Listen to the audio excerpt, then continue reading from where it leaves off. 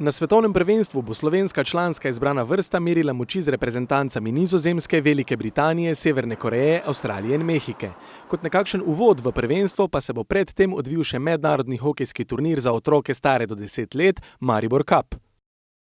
Zdaj predvsem ti turnirji se organizirajo, kot sem že povedala, za neko nagrado otrokom, za celoletno delo, za primerjavo tudi, kako naš klub, naši trenerji delajo napram drugim tujim klubom.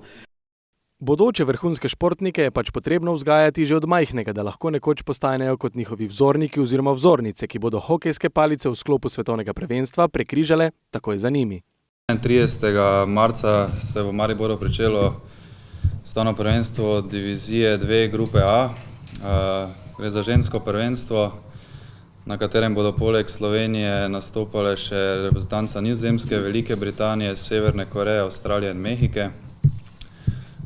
Prvenstvo bo potekalo v bistvu do 6. aprila.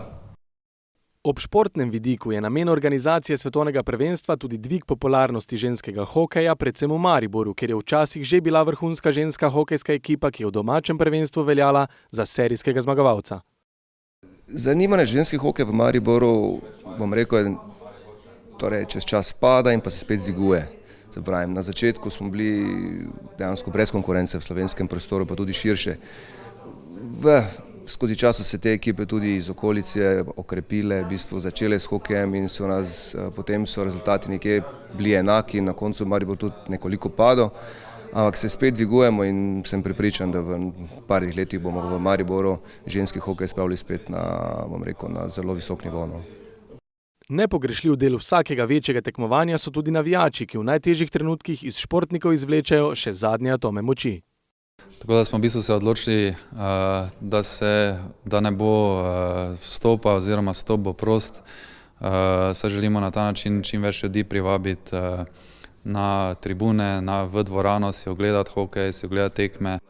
Pri organizaciji tekmovanja sicer posebnih težav ni bilo, kljub temu pa imajo v klubu oziroma organizacijskemu odboru želje za prihodnost.